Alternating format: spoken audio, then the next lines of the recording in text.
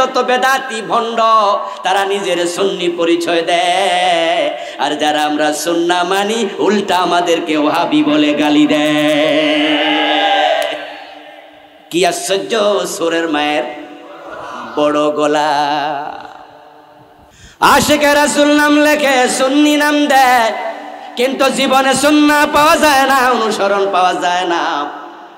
এই নাম দিয়ে জান্নাত পর্যন্ত পৌঁছতে পারবা না। আবু বকর, ওমর, উসমান, আলী, তালহা, জুবায়ের, সাদ বিন আবি ওয়াক্কাস, আয়েশা, খাদিজা, ফাতেমা, এইভাবে সাহাবায়ে কেরামের নাম বলুন রাদিয়াল্লাহু তাআলা আনহুম আজমাইন। কারো নামের আগে আহলে সুন্নি নাই, আশিকে রাসূল নাই, কোন সাহাবীর নামের আগে এগুলো পাওয়া যায় না, কিন্তু তাদের জীবনের মাঝে রাসূলের সুন্নাহর 100% অনুসরণ আছে না নাই? এখন আমাদের দেশে নাম দিয়া মানুষ চলছে, তাই রাসূলুল্লাহকে অনুসরণ না করলে জান্নাতে যাওয়া যাবে না।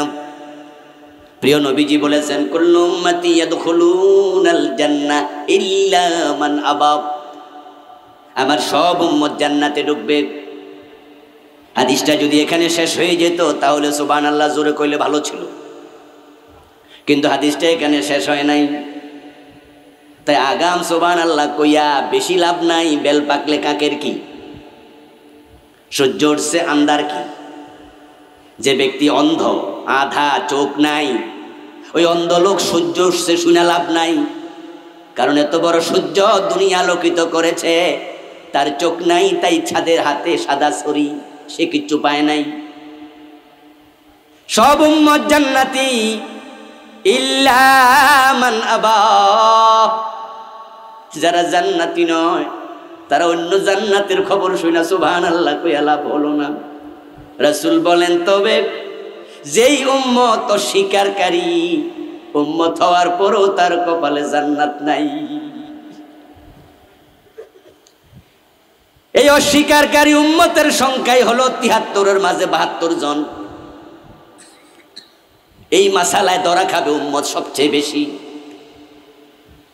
সব উম্মত জান্নাতি, কিন্তু ইল্লা মান আবা, অস্বীকারী জান্নাতি নয়।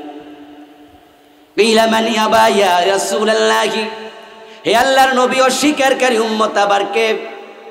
এবার রাসূলুল্লাহ জবাব দেন, মান আতানি দাখালাল জান্নাহ ওয়া মান আসানি ফাকাদ আবা। যে আমি নবীকে অনুসরণ করলো সেই জান্নাতে যাবে, যে আমাকে অনুসরণ করলো না, অস্বীকারী, তার কপালে জান্নাত নাই। আমার উম্মত হবে 73 দল, আর সেই কাতারে থাকবে 72 দল জাহান্নামী। আমাকে অনুসরণকারী হবে মাত্র 1টি দল। কে কি করলো সেটা দেখা আমাদের জরুরি নয়, জরুরি হলো মাত্র একদল জান্নাতি, ওখানে আমার নাম ঢুকাইতে পারলাম কিনা। এই জন্য জান্নাতের পথে যারা যায় তাদেরকে হাঁটতে আল্লাহ বলে নাই জান্নাতের পথে হেঁটো না, বরং জান্নাতের পথে আল্লাহর অর্ডার হলো দৌড়াও। সারিউ ইলা মাগফিরাতিম মির রাব্বিকুম ওয়া জান্নাহ, জান্নাতের দিকে দৌড়াও। অন্য আয়াতে আল্লাহ বলেন, ফাস্তাবিকুল খায়রাত, কল্যাণের পথে, জান্নাতের পথে সাধারণ দৌড় নয়, মিনাল মুসাবাকাত, তোমরা মুসাবাকা করো। ফাস্তাবিকুল খায়রাত, জান্নাতের পথে প্রতিযোগীর মতো দৌড়াও, কারণ প্রতিযোগী পিছনে তাকায় না কে দৌড়ালো কে দৌড়ালো না, প্রতিযোগীর লক্ষ্য থাকে আমাকে সবার আগে পৌঁছতে হবে। যদি প্রতিযোগী দৌড় মারে অন্যরা নাও দৌড়ায়, একা একা হলো লক্ষ্যে পৌঁছে যায়। জান্নাতের বিষয়ে ঠিক তাই হবে। জান্নাতের পথে যদি কেউ চলতে নাও চায়, একা হলো জান্নাতের পথে দৌড়াতে হবে।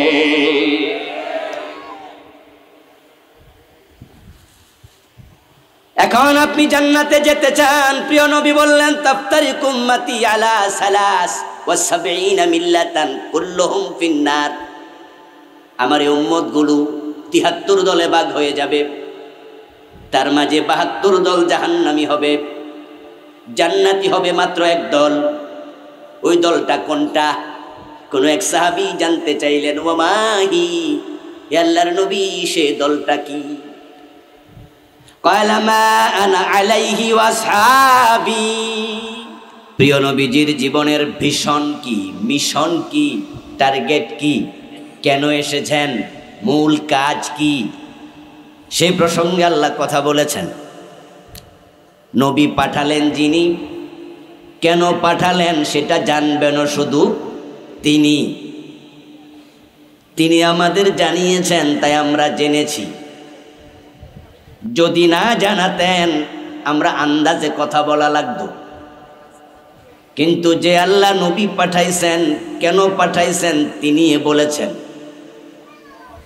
এখন প্রিয় নবী দুনিয়ায় কেন এসেছেন এই বিষয়টা উম্মতের জানার প্রয়োজন আছে কিনা? জানতেই হবে। কারণ নবীকে মেনে চলা, অনুসরণ করা নফল না ফরজ? তো যাকে মানা ফরজ তার ব্যাপারে জানাও ফরজ। মুকদ্দামাতুল ফারদি ফারদুন, এটি একটি মূলনীতি। মুকদ্দামাতুল হারামি হারাম, যেটা করা ফরজ সেটা করতে যা লাগে তার উপাদানগুলো অর্জন করাও ফরজ। জেনা করা হারাম, জেনার নিয়তে কোনো নারীর দিকে তাকানোটাও হারাম। মুকদ্দামাতুল হারামে হারাম। চুরি করা হারাম, চুরি করার নিয়তে ঘর থেকে পা রাখাও হারাম। প্রিয় নবী যে মানা, নবীকে অনুসরণ করা যেহেতু ফরজ, তাই উনার ব্যাপারে এলেম অর্জন করাটাও ফরজ। তিনি হলেন দ্বীন, তিনি হলেন জীবন্ত ইসলাম। রাসূলুল্লাহর জীবনীটাই হলো ইসলাম। যদি কেউ এক শব্দে ইসলাম জানতে চায়, তাহলে আমি পার্সোনালি যা বলি সেটা হলো রাসূল যা করেছেন, রাসূল যা বলেছেন সেটাই ইসলাম। কারণ তিনি ছিলেন কোরআনের জীবন্ত নমুনা। মা আয়েশা রাদিয়াল্লাহু তাআলা আনহাকে প্রশ্ন করা হয়েছিল। কোন একজন তাবী প্রশ্ন করলেন, মা, প্রিয় নবীজির চরিত্র নিয়ে আমি জানতে চাই, কেমন ছিল তার সিরাত, তার চরিত্র। মা আয়েশা উল্টা প্রশ্ন করলেন, আওয়ালাম তাকরাইল কোরআন, ও আল্লাহর বান্দা তুমি কি কোরআন পড়ো না? তাবী জবাব দেন, জি। তখন মা আয়েশা বললেন, খুলুকুল কোরআন, যদি কোরআন পড়ো আমারে প্রশ্ন করে জানা দরকার নাই, কোরআনটাই হলো বিশ্বনবীর চরিত্র। আল্লাহর হাবিব যা বলেছেন সেটাই দিন, যা করেছেন সেটাই দিন। তাই উনাকে আল্লাহ আমাদের জন্য বানিয়েছেন উসওয়াহ, কুদওয়া, ইমাম, নামুজাজ, আইডল। তিনি বলেছেন, লাকাদ কানা লাকুম ফি রাসূলিল্লাহি উসওয়াতুন হাসানাহ। আমি তোমাদের জন্য রাসূলুল্লাহর জীবনের মাঝে উত্তম মডেল রেখেছি, আদর্শ রেখেছি। এবার আল্লাহ তাআলা নিজে বলছেন, হে নবী আপনিও জানায়া দেন, কুল ইন কুনতুম তুহিব্বুনাল্লাহ ফাত্তাবিউনি। এ দুনিয়ার মানুষ, তোমরা যদি আল্লাহকে ভালোবাসতে চাও আমাকে অনুসরণ করো, আমি তোমাদের মডেল, আদর্শ, আমার চাচা জীবন সাজাও। রাসূল যা করেছেন উম্মত তা করবে, রাসূল যা বলেছেন উম্মত তা বলবে। রাসূলের কথা কাজ রাসূলের সিরতের সাথে উম্মতের সিরত মিলতেই হবে। যদি কারো সিরত, কথা কাজ, উম্মতের কথা রাসূলের সাথে না মিলে, সে উম্মত দাবি করবে, বাস্তবে উম্মত হতে পারবে না। আপনার কর্ম যতই দামি হোক, যতই সুন্দর হোক, দেখতে যতই উচ্চ মানের হোক, যদি সেটা রাসূলুল্লাহর সাথে না মিলে, ওই কর্মের মূল্য আল্লাহর কাছে এক পয়সাও নাই। এই জন্যই তো প্রিয় নবীর সাথে না মিললে রাসূল বলছেন এগুলো বাদ দাও। মান হাদাসা ফি আমরিনা হাদা মা লাইসা মিনহু ফাহুয়া রাদ। যা আমার দ্বীনে ছিল না, আমি নবী যা করিনি, আমার সাহাবারা যা করেনি, এমন নতুন কোন কাজ সে যতই সুন্দর হোক, যতই ভালো হোক, কেউ যদি করে সেটা বাতিল। কারণ তিনি তো মডেল, তিনি তো আদর্শ। তিনি ফরমা একটি ব্রিক ফিল্ডে ইট বানানোর জন্য অনেকগুলো শ্রমিক কাজ করে, কিন্তু যিনি ব্রিক ফিল্ডের মালিক তিনি শ্রমিকদের হাতে যে যার মতো করে ইট বানাবে যে কোনো সাইজে এই অধিকার দেন না, বরং সব শ্রমিকের হাতে যারা ইট বানাবে একটা ফরমা ধরাইয়া দেয়, আমি বালি দিয়েছি, পানি দিয়েছি, মাটি দিয়েছি, ইট বানানোর উপাদানগুলো আমি দিয়েছি, তোমার হাতে ফরমা দিলাম, এবার ফরমার ভিতরে ইটের বালিগুলো ঢুকাইয়া একই ডিজাইনে বানাবা। যদি শ্রমিক 100 জন হয়, ইটের মাপ হয় কয় রকম? কারণ ফরমা তো একটাই, একই মাপ। দুনিয়ার মানুষ কোটি কোটি, কিন্তু রাসূল দিয়েছেন আল্লাহ একজন, এবং তাকে তিনি বলেছেন, ও নবী আপনি বলে দিন, আইয়ুহান নাস ইন্নী রাসূলুল্লাহি ইলাইকুম জামিআ। সুবহানাল্লাহ পড়েন।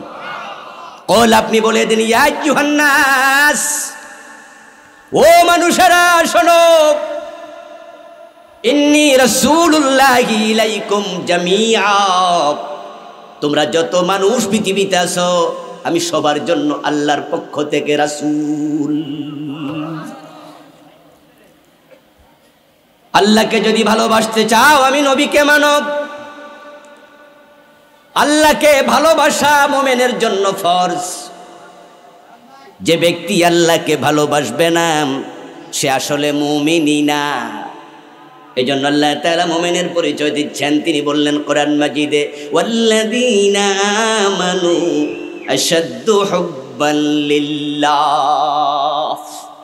মুমিনের চরিত্র হলো, যারা মুমিন হবে আল্লাহ বলছেন তারা আল্লাহকে ভালোবাসবে সবচেয়ে বেশি। আশাদ সেগা ইসমে তাফজিল, সুপারলেটিভ ডিগ্রি শব্দ, আশাদ্দু হুব্বান লিল্লাহ।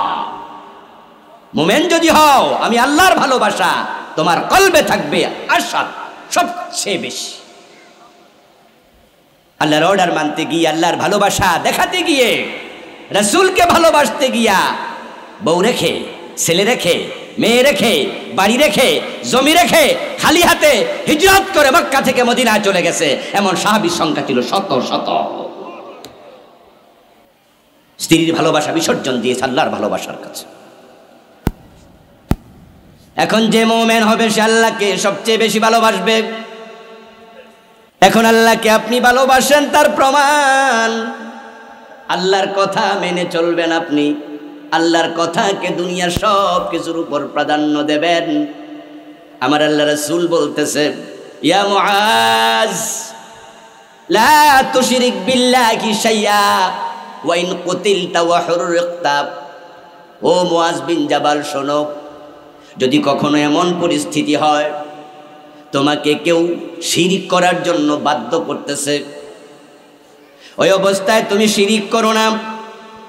যদি বুকের মাঝে তলোয়ারের বাট ঢুকায়া দেয়, গলার মাঝে তলোয়ার বসায়া বলে শিরিক করো, তখন তুমি জান দিয়ে দিও, জীবন দিয়ে দিও, শহীদ হতে রাজি হইও, শিরিক করো না।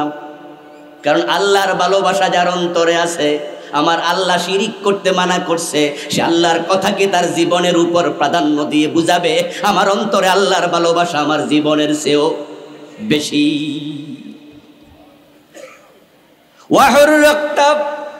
ও মুআজ, যদি তোমার গায়ের মাঝে কেরোসিন ঢেলে, হাতের মাঝে মেজবাতি জ্বালায়া আগুন লাগায়া দেব, আমি নবী মুহাম্মদ বলছি শোনো, তুমি জ্বলে যেতে রাজি হয়ে যেও, কিন্তু আল্লাহর সাথে শিরিক করতে রাজি হইও না।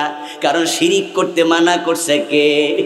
আল্লাহকে ভালোবাসা মানে হলো আল্লাহর কথাকে প্রাধান্য দেবে, সেটা যদি জীবন চলে যায় জীবন দিত হাসতে হাসতে রাজি হবে। তাই তো আমরা দেখেছি আল্লাহর এমন কিছু মুমিন বান্দা ছিল, বর্তমানেও আছে, ইনশাআল্লাহ ভবিষ্যতেও থাকবে, যারা ফাঁসির রশি দেখার পরও সামান্য ভয় পায় না, হাসতে হাসতে ফাঁসির মঞ্চে চলে গেছে, কারণ তার আল্লাহকে ভালোবাসে জীবনের চেয়ে বেশি।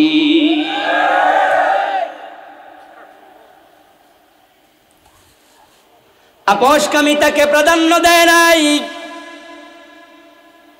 পিছনের দরজা দিয়া মিটিং করে বাম হাত ডান হাত মিলায় নাই, আপোষ করলে জেলখানায় যাওয়া লাগতো না, ফাঁসির রশিতে ঝুলা লাগতো না। এবং ওই মানুষগুলো চরিত্র ভালো, কর্ম ভালো, মানুষগুলোও ভালো, তাদের দাওয়াতি কাজটাও ভালো। যারা জালেম তারাও জানে মানুষ ভালো, এরপর শুধু কোরআনের পথে চলার কারণে তাদেরকে শহীদ করা হলো, ফাঁসি দেয়া হলো। তারা চাইলে আপোষ করে বেঁচে যেতে পারতেন, কিন্তু আপোষ করেন নাই, শহীদ হয়ে প্রমাণ করেছেন আল্লাহর দ্বীনকে তারা জীবনের চেয়ে বেশি ভালোবাসেন।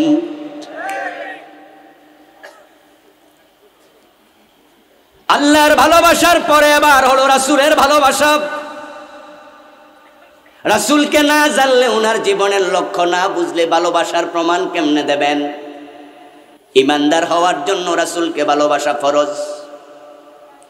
আল্লাহর হাবিব সাল্লাল্লাহু আলাইহি ওয়াসাল্লাম বলেছেন, লা ইউমিনু আহাদুকুম হাত্তা কুনা হাব্বা ইলাইহি মিন ওয়ালিদিহি ওয়া ওয়ালাদিহি ওয়ান নাসি আজমাইন।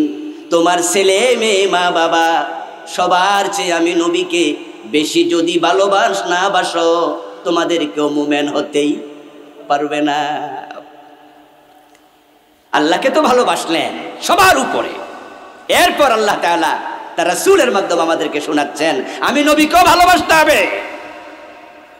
ছেলের চেয়ে, মেয়ের চেয়ে, ভাইয়ের চেয়ে, বাবার চেয়ে বেশি। আল্লাহ তাআলা বলছেন আন-নাবিয়্যু আওলা বিল মুমিনিনা মিন আনফুসিহিম। নবীর ভালোবাসা মুমিনের কাছে জানের চেয়েও বেশি হবে, শুধু ছেলে মেয়ের চেয়ে। এখন নবীকেও ভালোবাসতে হবে। এখন নবীকে কেমনে ভালোবাসবেন? নবীকে ভালোবাসা তো ফরজ। এই ভালোবাসার জন্য নামের আগে সুন্নি লাগাই দিবেন। নবীকে ভালোবাসেন তা প্রমাণ দেওয়ার জন্য নামের আগে লাগাবেন আশিকে রাসূল। নবীকে ভালোবাসেন তার প্রমাণ দেওয়ার জন্য দলের নাম দেবেন আহলুস সুন্নাত ওয়াল জামাত। এতে প্রমাণ হয়ে যাবে আপনি রাসূলকে ভালোবাসেন। এবার আপনি দাড়ি কাটেন, টাকনুর নিচে কাপড় পরেন, গাঁজা টানেন, বিড়ি খান, নাম যেহেতু আশিকে রাসূল, প্রমাণই হয়ে গেল আপনি রাসূলের আশিক। এটা কি ভালোবাসার নমুনা? আমাদের দেশের মানুষেরা রাসূলকে ভালোবাসে কিনা তা নিয়ে প্রতিযোগিতা করছে।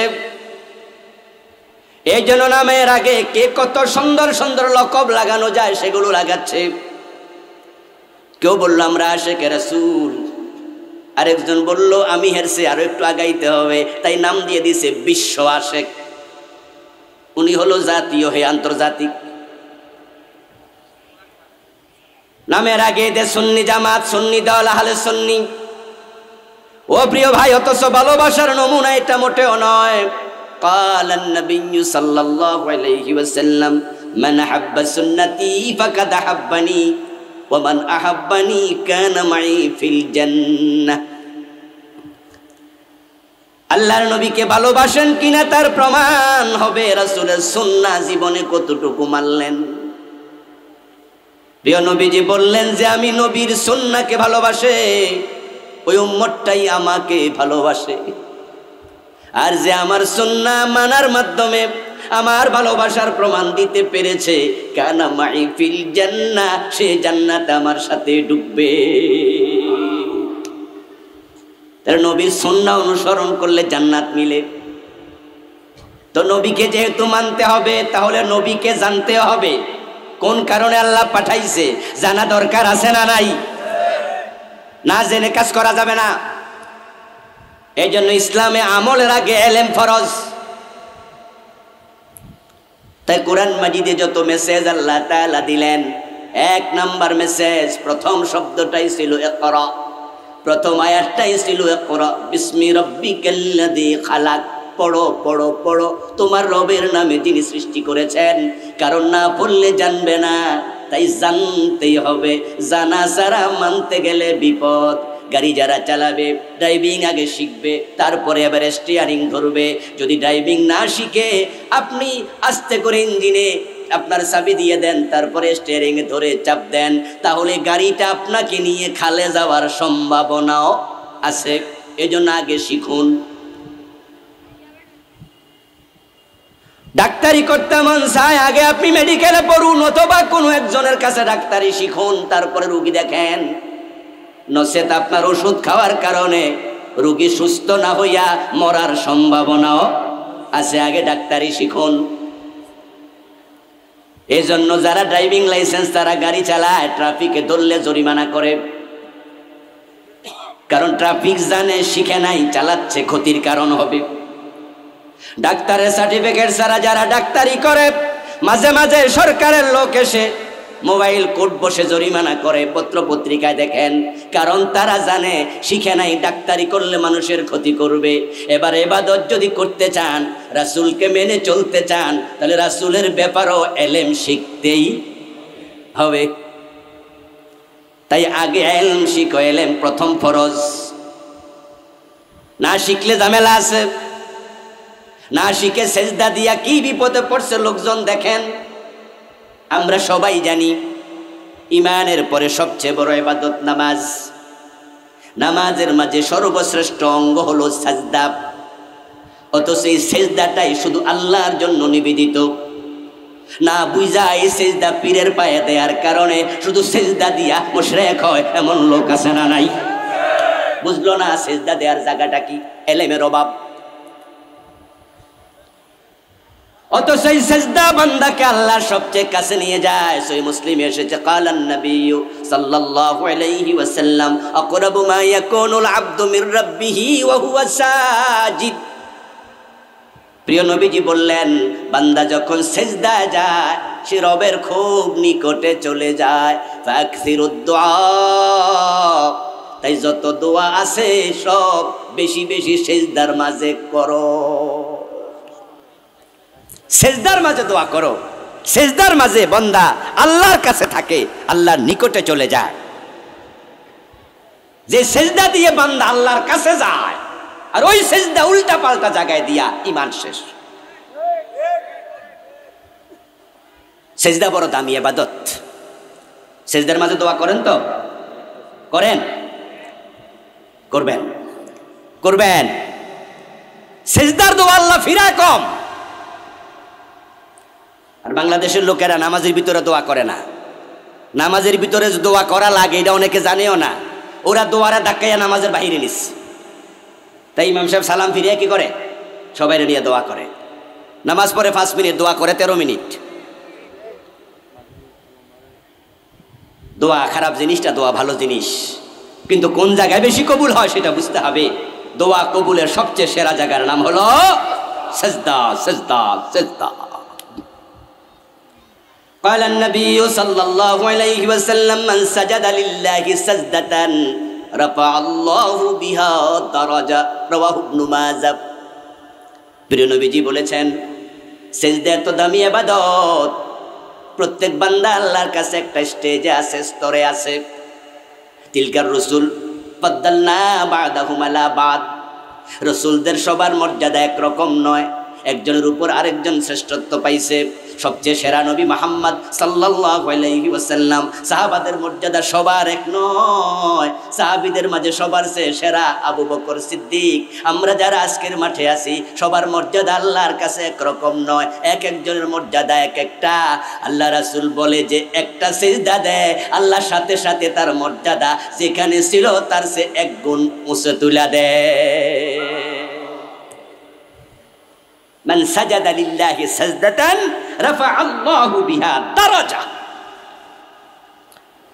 আমার প্রিয় ভাই, যে সিজদা দিয়ে আল্লাহর কাছে যাওয়া যায়, রব দরফে দরজা হয়, উচ্চ বুলন্দ, বুলন্দ হয়, উচ্চ হয় সম্মান। আমাদের বাংলাদেশে মাজারে যায়া সিজদা দেয়, পীরের পায়ে সিজদা দেয়, তারা ওই সিজদা দিয়াই ঈমান হারালো, কারণ তাদের ইলমের বড় অভাব। তাই আমলের চেয়ে ইলমের দাম বেশি।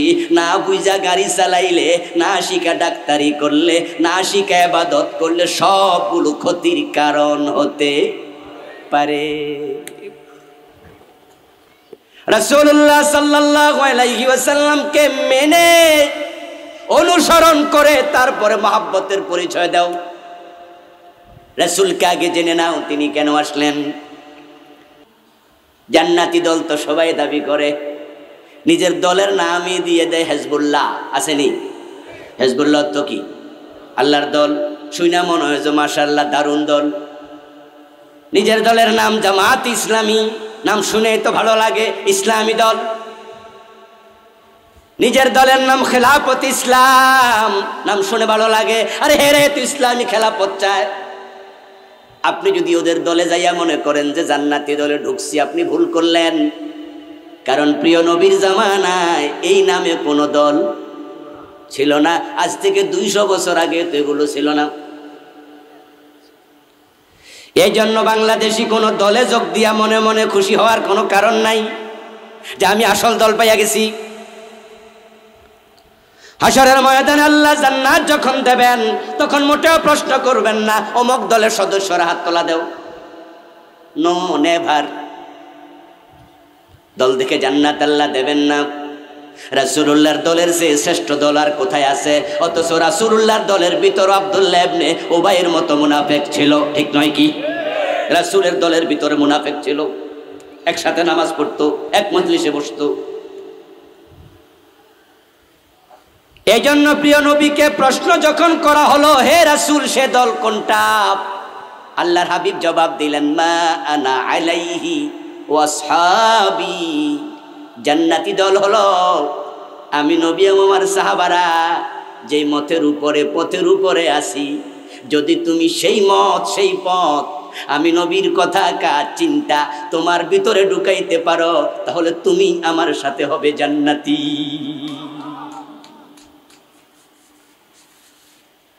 আল্লাহর হাবিবের সুন্নাহকে শক্ত করে আঁকড়িয়ে ধরতে হবে আল্লাহর জান্নাত পর্যন্ত পৌঁছতে চাইলে। এই ওয়াজ শুনে যদি আপনি মনে মনে ভাবেন তাহলে আমার জান্নাত ঠেকায় কে? আমার তো দাড়ি আছে, আমার তো মাথায় টুপি আছে, আমি তো মেসওয়াক করি, আমি তো পাগড়ি মাথায় দেই, আমি তো ডান হাতে ভাত খাই, আমি তো সুবহানাল্লাহ জিকির করি, মসজিদে আনপা দিয়ে ঢুকি, টয়লেটে বাম্পা দিয়ে যাই। সুন্নাহ খুঁজতে থাকলেন আর মনে মনে আপ্লুত হলেন, তৃপ্তির ঢেকুর গিললেন, আমি তো জান্নাতি, হুজুর কইছে সুন্নাহ মানলে জান্নাত। এবার প্রশ্ন তুলছি, সুন্নাহ জীবনের এক সাইডে হবে না পুরা জীবনে? বাংলাদেশের লোকদের একটাই বেশি সমস্যা, তারা সুন্নাহ মানে ততক্ষণ সুবিধা আছে যতক্ষণ, বিপদ আছে যেখানে, সুন্নাহ মানে না সেখানে। অধিকাংশের চরিত্র হালুয়ার সুন্নাহ খোঁজে, পাথরের সুন্নাহ খোঁজে না। রাসূলুল্লাহ মিষ্টি পছন্দ করতেন, ইউহিব্বুল হালুয়া, হাদিসে আছে। প্রিয় নবী মিষ্টি পছন্দ করতেন, এই সুন্নাহ খোঁজে। রাসূল মিষ্টি খেয়েছেন, হক কথা বলে কি পাথর খান নাই? প্রিয় ভাইরা কথা বলেন, যে রাসূল মিষ্টি খেয়েছে সে রাসূল কি পাথরের আঘাত খায় নাই? তো হক কথা বলো না কেন? মিষ্টি সুন্নাহ খোঁজো। সুন্নাহ আমরা মানি না তা নয়, কিন্তু আমরা বড় হিসেবি মানুষ। তাই সুন্নাহ মানার ক্ষেত্রে আমরা আগে দেখি এই সুন্নাহ মানলে ঝামেলা আছে কিনা। যদি দেখি যে সুন্নাহ মানলে ঝামেলা আছে, তখন আস্তে করে এড়াইয়া যাই। ইমাম সাহেব হুজুর জোহরের নামাজ 2 রাকাত পড়ে বসতে ভুলে গেছে, দাঁড়াইয়া যাইতেছে, অথচ জোহর 2 রাকাত পড়ার পর তাহিয়াতু পড়ার জন্য বসতে হয়, এটা ওয়াজিব। ইমাম যখন বসতে ভুলে গেল, পিছন দিয়া সব মুসল্লি একসাথে লোকমা মেরা দিছে। ইমাম যদি বাবা হয়, ছেলে যদি মুসল্লি হয়, বাবারও ছাড় দেবে না। আমার রাসূলের সুন্নাহ এটা, 2 রাকাত পরে বসেন, রাসূলের সাথে মিলে নাই। পীর সাহেব যদি ইমাম হয়, ওনার মুরিদ যদি মুক্তাদি হয়, ফির যদি 2 রাকাত পরে দাঁড়ায়া যায় জোহরের নামাজে, মুরিদ কি দাঁড়াবে না লোকমা দেবে? মুরিদও ছাড়বে না ফিরে রে। রাসূল মানি। আমার বন্ধু ইমাম ভুল করবে, লোকমা মেরে দেবে, কিন্তু আদালতের ইমাম 52টা বছর রাসূলের আইনে, আল্লাহর আইনে একটা মামলার রায়ও দেয় না। ওই আদালতের কোনো মুসলমান হাকিমেরকে লোকমা দেয় না, সেখানে প্রতিবাদ করে না, কারণ তারা জানে হুজুরের লোকমা দিলে মামলা খাওয়া লাগে না, আদালতে হাকিমের লোকমা দিলে আদালত অবমাননার মামলা খাওয়া লাগে। মসজিদ ইমামের পিছনে মুসলমান আছে, তাই হুজুর ভুল করেছে, মুসলমান লোকমা দিল। আদালতে যারা আছে সেখানে কি মুসলমান নাই? হাকিম মুসলমান, বাদী মুসলমান, বিবাদী মুসলমান, উকিল মুসলমান, ব্যারিস্টার মুসলমান, জজ মুসলমান, লেখক মুসলমান, কলামি সাংবাদিক মুসলমান, হান্ডকাপ নিয়ে দাঁড়ায় আছে পুলিশ মুসলমান, 92% মুসলমান সারা দেশের আদালতে আছে। কিন্তু 52টা বছর আদালত রাসূলের আইনে চললো না, আল্লাহর আইনে চললো না। ওখানে সুন্নাহ মানার জন্য লোকমা কেউ দিল না, কারণ আমরা বড় সুবিধাবাদী।